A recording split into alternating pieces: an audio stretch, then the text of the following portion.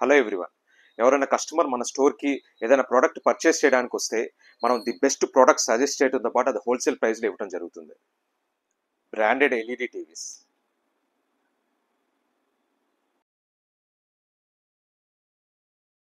washing machines,